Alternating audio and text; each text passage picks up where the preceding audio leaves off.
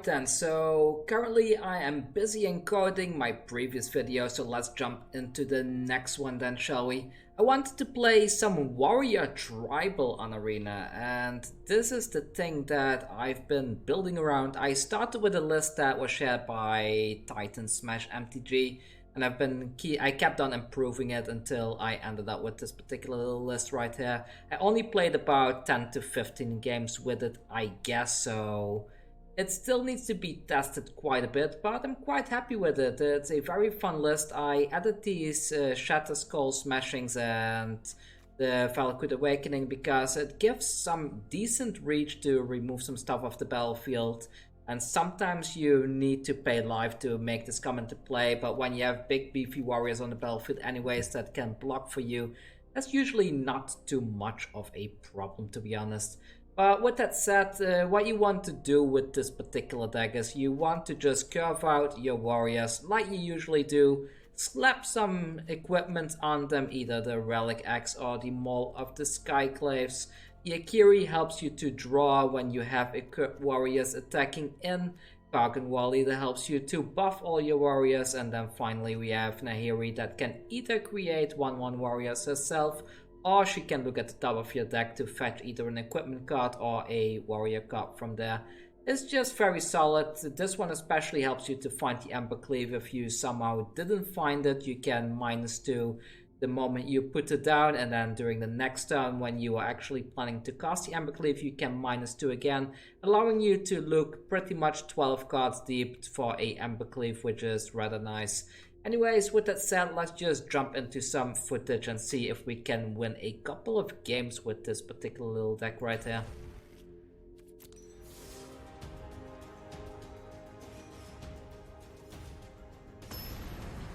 There we go, game number 1 against El Gran Boa.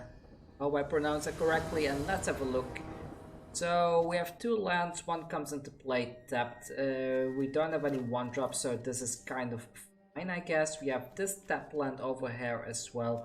It's a mountain, so that's not too great. I guess I will just put the Fabled Passage down now and try and fetch a lane from the deck. Selfless Savior that... Ooh, we got a regular planes. Should I play this or not? And let's go with this. So, crack this one and let's... Well, since we have the planes already in hand, let's get a mountain instead. And a Selfless Savior kind of makes me think this could be a Renota deck, but maybe I'm mistaken. Alright, so they are done with that. Let's put this onto the battlefield and throw down the Hallowblade. This one is going to let us block and then still be able to survive. Wow, I've been streaming too much earlier. The complete verbal lockdown there. Yeah, I can't seem to be able to talk right now. Oh, what's going on? So let's see, are they gonna attack in? I doubt that they will. No, they are not attacking in. So our turn then, and let's have a look. So I could put this Maul down, which is quite interesting, to be honest. If I go for the Maul, or should I... If I go for the Maul now, then next turn I can put the Relic Axe and the Kargan Intimidator down. The Akiri can wait, in my opinion, so let's go with this. Put that onto the Hallowblade. There we go, and in we go for 5 damage. They will be able to do similar stuff, I bet, but let's see what they are gonna do next.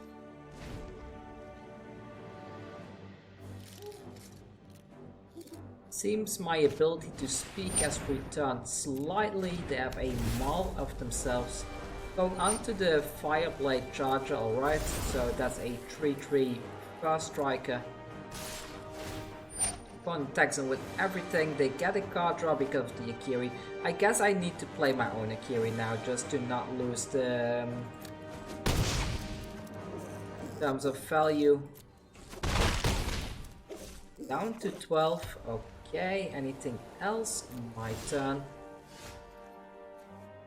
Double Relic Axe, so if I put both of them on here, then this will become a 9-5, right? That's not quite enough to win the game here.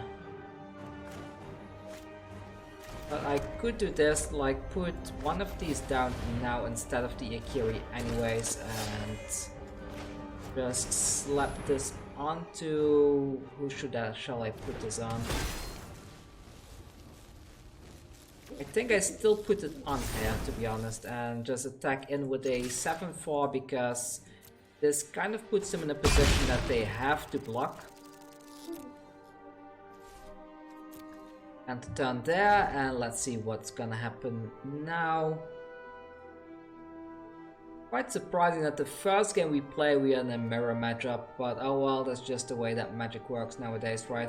I'm not sure about the Fireblade charge. I feel a 1-1 that only has haste when it's equipped it's not too great in my opinion. Oh well, let's see what the opponent does now. They attack in with the Charger and the Akiri. I think I'm gonna trade my Kargan Intimidator with their Akiri.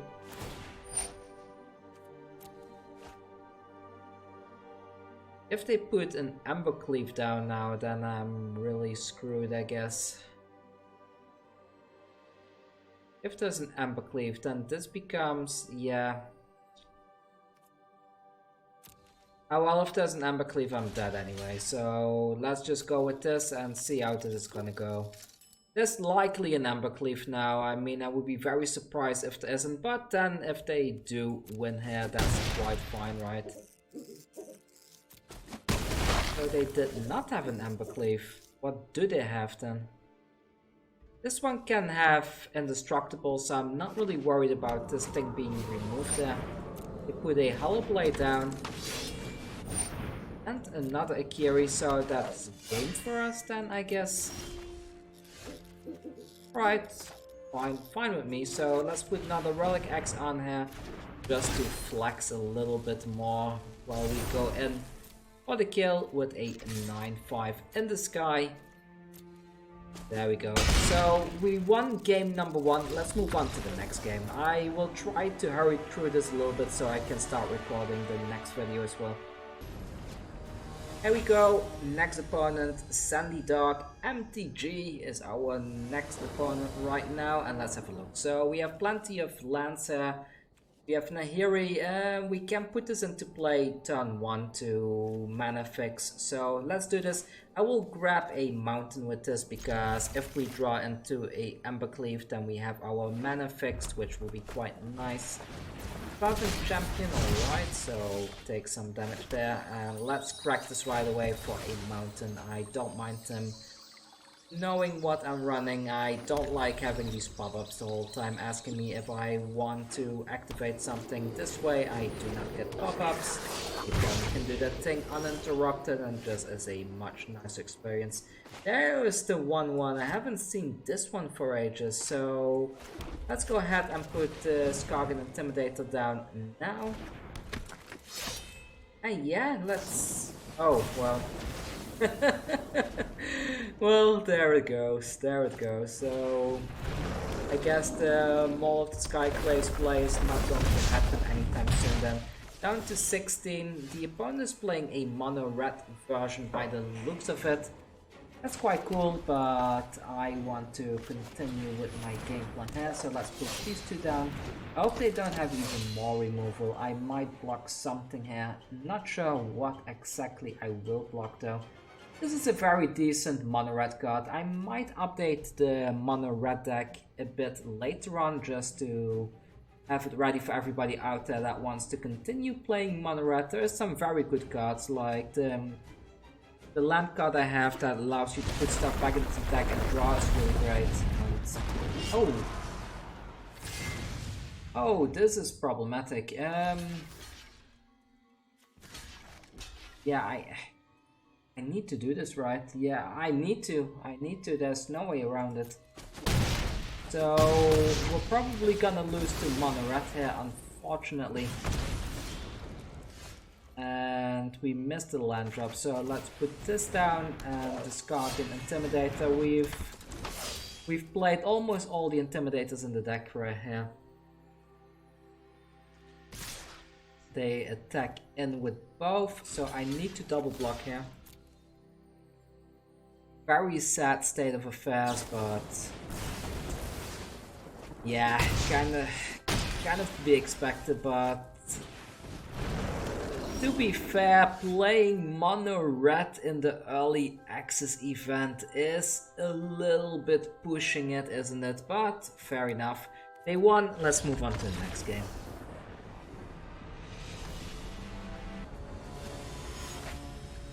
Here we go up against Shield Maiden, and let's have a look what's in our hand this time around. So we have mana fixing, we have a 3-drop and another 3-drop. Do I keep this? Do I keep this? Not sure, not sure, not sure.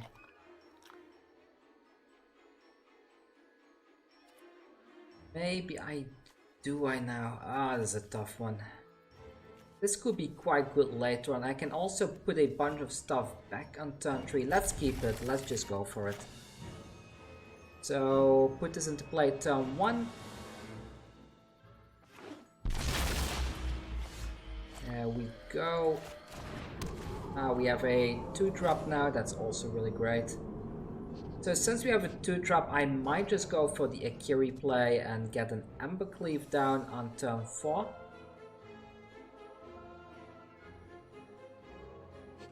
Well, let's wait a bit. The opponent is making their decision, so not sure what they are playing exactly, but I think it's some kind of control deck. Alright, here we go. Put this down. I will just go for the Akiri towards the Embercleave play. It's probably the best thing to do right there anyways.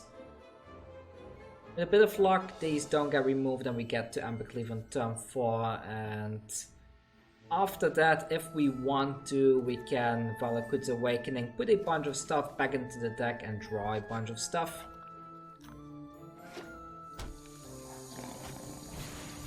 Okay, Illuminate Aspirant. Some people don't realize about the double thing here, but okay, so let's put this into play now. Pay that life. Yes, Akiri comes down.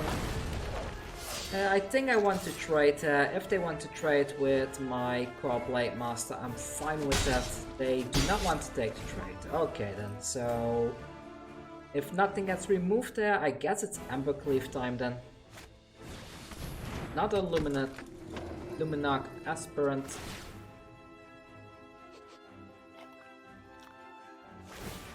Okay, so this thing is growing a lot.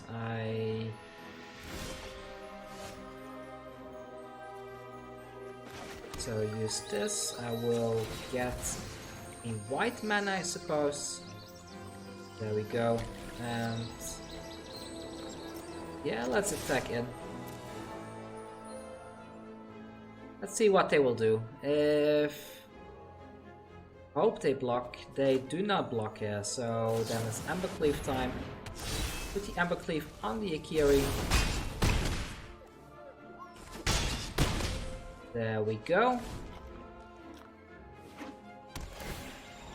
And now we're very close to closing out the game here. If they want to block the Akiri later on, that's fine. We have another one in the hand, and there's a Scourge.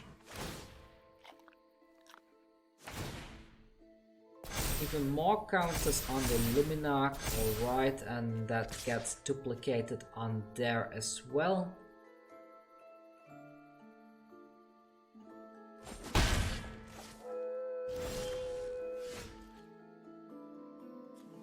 We almost had enough to activate this even. That's a bit of a shame, but let's go ahead and put this guy down, I guess, and I will attack in with the Akiri because they have to block here with something.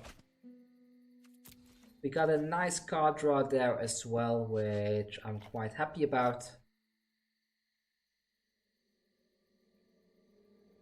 And I mean, I guess I keep everything and just block with the Seasoned Hallowblade later on. Yeah, they need to block, otherwise they lose the game. So, Shield Maiden, it's your turn. Please choose your blockers. I guess the best bet would be, yeah, that Luminaga is the best bet for them. So...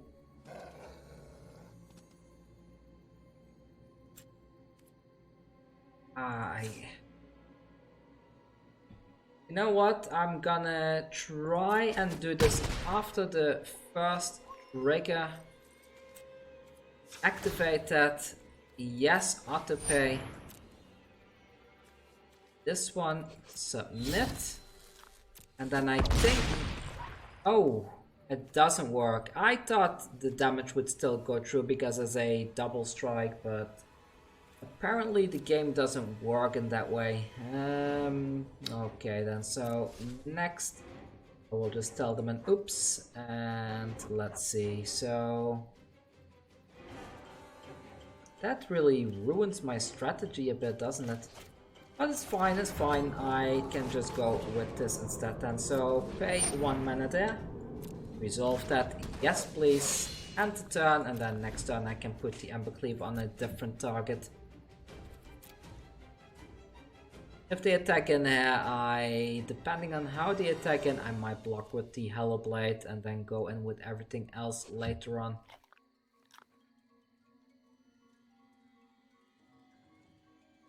I'm not sure about these, like they are very good, but at the same time I feel they are a bit too slow because they come into play as a 1-1 themselves.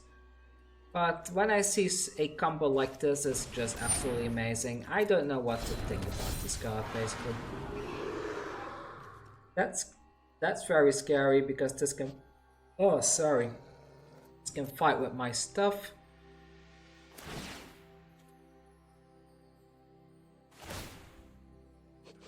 The opponent is gonna continue throwing the Polychronos. Alright then. Do they attack in, or is this it?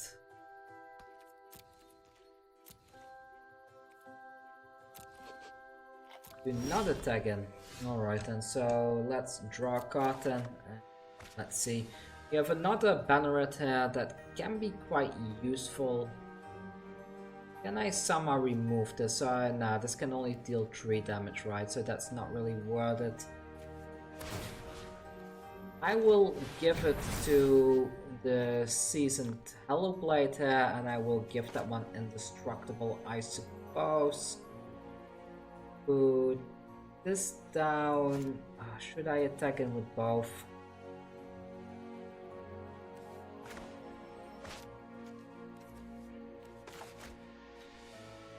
I'm gonna take a risk. Let's do this, put this one down, and let's put both of these back into the deck. Yeah, doesn't matter how. Draw a bunch of cards, there we go. That looks better. So attack in with the Hallowblade. We draw another land there, and the opponent has to block, I guess. Not sure what they will block with, but whatever they block with, I can give this indestructible and save it, so something will die now, that's for sure. I still don't understand like why after I unequipped the Embercleave, after the first attack that didn't do any damage anymore.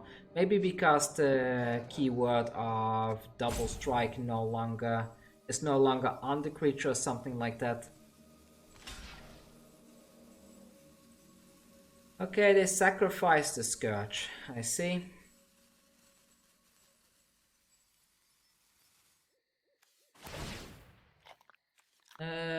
Dropping this is okay, right? So that one has indestructible. And we still get 3 damage coming through. There we go. End the turn, and let's see what's going on next then. I think I will call it after this game, because this is quite a long game. I'm not sure if I can even win this. Because they can fight with... Well, I can protect the Hallowblade, so that's kind of cool. So they will probably fight with the Akiri. But they need blockers, so they cannot just mindlessly...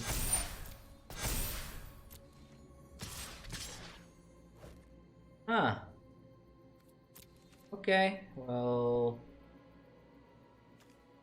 I guess I'll take one of these then. There's nothing that can buff this, right? So let's take one attack then. Oh no. Oh no. Oh wow, I didn't even know that this was even a thing people play.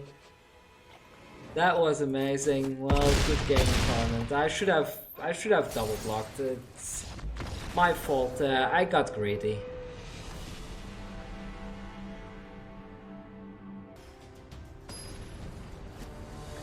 Alright, last game for real now against Cable. Let's see what Cable is playing and let's have a look at our hand. So we have plenty of lands here. We don't have any... Well, we do have an equipment in this. So I guess I will play this first. I will keep it. I will play this first and try to get the Akiri down on turn 3. So I can later on put the Embercleave onto the Akiri and start drawing a bunch of cards. There we go, and let's see. So I don't think I will be playing this anytime soon, so let's just put this into the battlefield tapped and attack in with the Seagate Banneret. And I think this could be a quick game since we do get to go first. Let's put the Akiri down now. There's no counter magic, alright then. And we have another of these lands. I will keep the second one, I guess. So put this into play untapped. I will attack in with both of these. If they block one would be great. They do, perfect. So we get to remove that one. Go. Riot is dead now, and we only get 2 damage there, which is great. So the Seagate Banneret actually survived that. Going to be a bit annoying to move this Embercleave over to the Akiri, but maybe I can skip for the time being. Next turn I can put the Relic Axe on there as well. Oh, another one. So let's do this. Yes, please. Play this one, pay the 3 life, put this one onto the Seagate Banneret like so. Attacking with both. They don't block here, they are 1 damage away from lethal. I'm not sure is this deals X damage up to 2 target creatures, so I cannot do this to their face. That would have been too powerful. But they decide to call it. I think this last game kind of showed what the whole deck is about, so yeah, Boros and Boros equipment, really good deck. Quite happy with it, and I believe you will definitely enjoy playing it. But I do think once you reach like diamond rank and stuff like that, diamond and mythic, this may not really function anymore. I already seen quite a lot of control playing today, so I think the meta game is slowly adding to control again. I'm quite surprised, by the way, that aggro decks are not as strong as I imagined they would be, so that's a bit of a downside, but oh well. It's just part of the game. I think the Valakut's Awakening especially is very good in mono red as well, and yeah, quite satisfied with this little deck right there. Not the most powerful deck, but the thing is a solid tier 2 deck, I guess. Anyways, thank you for watching, and I'm off to record the next video so I can have yet another deck on the channel later on today or tomorrow. Take care.